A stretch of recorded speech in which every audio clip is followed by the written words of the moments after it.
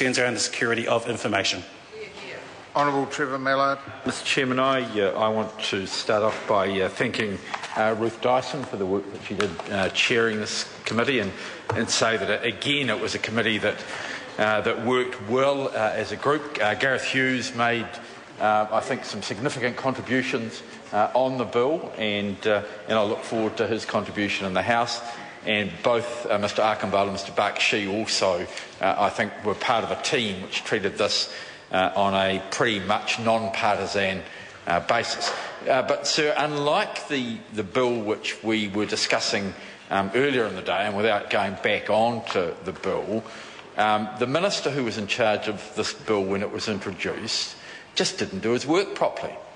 Nathan Guy, who was the minister in charge of the bill, gave us a bill where, on every substantive clause, from clause 5 through to clause 16, we had to amend the bill and, in fact, add some extra clauses in order to get it into the sort of shape that is acceptable. Now, I know the minister's a relatively new minister, but to introduce legislation to the House that is so badly inept that the whole substance of it, every clause that had any substantive effect, had to be amended, is in fact something which is of major concern. So you can start at clause 5 from interpretation, not that that's that substantive. To be fair, the clause 6, which is within this part, which says the Act binds the Crown,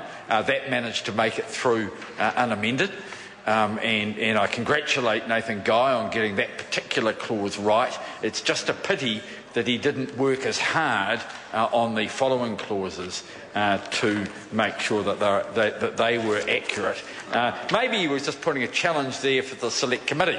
Maybe what the minister was doing was playing some sort of game with Mr Bakshi and Mr Archambault to see if they could find all the mistakes that he had made in the bill that was drafted, that he introduced to the House. But I want to say to him that it is a bit of a waste of the time of the Parliament to introduce a bill so badly drafted in such bad form as he did.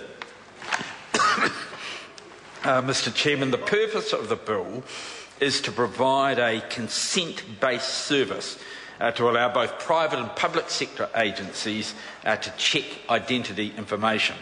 It extends the use of the data validation service to public and private sector agencies, but it is, Mr Chairman, very much on a need-to-know basis. This allows the agencies, and there is also the intermediaries, which we'll get onto. I think they're just referred to in this part, but in the next part, the intermediaries are a much more important part of the bill, and their role, I'm sure, will have, because that is the major change in the bill, is the intermediaries. They are in the interpretation section, and we had to put them in there, but the substantive, their role is much more outlined later in the bill. It allows checking whether the identity information presented by a customer is consistent with that held by the Department of Internal Affairs through the citizenship registers, the passport database, and the various registers at the Births, Deaths and Marriages Registry Office. And for the purpose of this bill, there is a key official, and that is the registrar of births, deaths and marriages, and that is a person on whom there is quite a lot of focus, and I think is the person, yes, we have identified that person at line 15, 16 and 17 of page 5 of the legislation.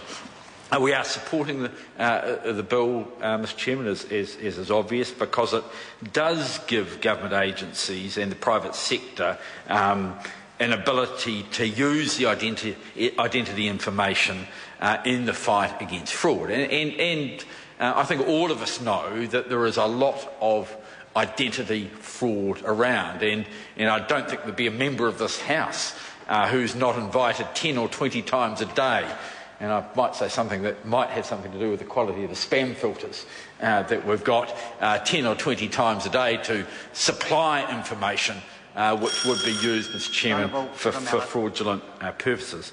Mr Chairman, the Privacy Commissioner was satisfied that the legal arrangements and controls on this bill are adequate, but what we did do was a beefing up of the responsibilities of the registrar and of the intermediaries to work with the Privacy Commissioner on each of the contractual arrangements.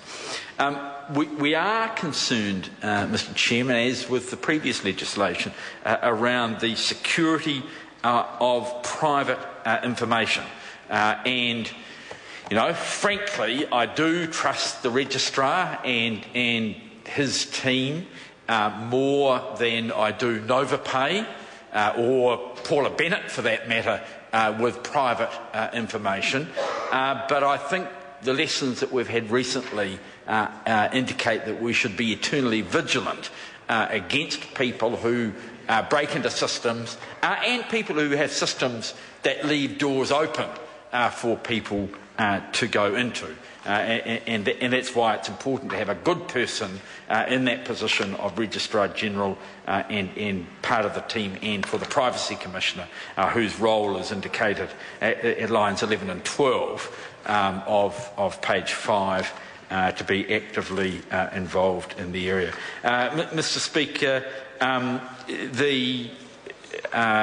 my colleague Christopher Foy referred to the case of David Garrett, one which was an old case. It was a suppressed case, and it was someone who used the methodology which was outlined in the Day of the Jackal as a method of developing an identity. And what we're told is that sort of approach was quite common in the older days, before there was a quality of electronic records and the ability to go back and trace. And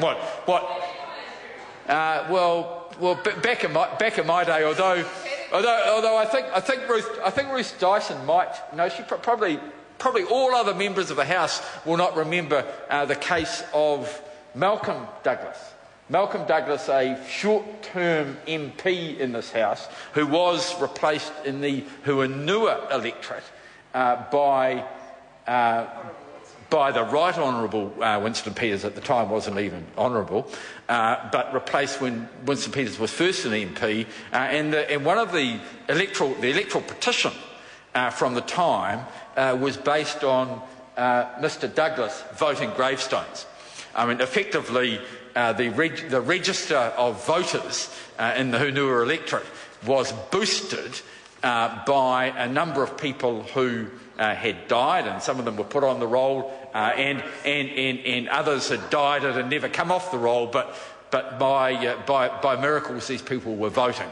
And one of the questions, and as a result of that, Mr Douglas, who shared the approach to life of that family, was in the end no longer a Member of Parliament. The point that I'm making, or trying to make, Mr Chairman, is that I hope that over time we can work through these systems and make sure that, as well as having a good identity arrangement for checking, that is extended to the electoral roll, and in fact that the quality of the information on the electoral roll, and the fact that people go on to the roll and hopefully stay on the roll even if their addresses change, could work there.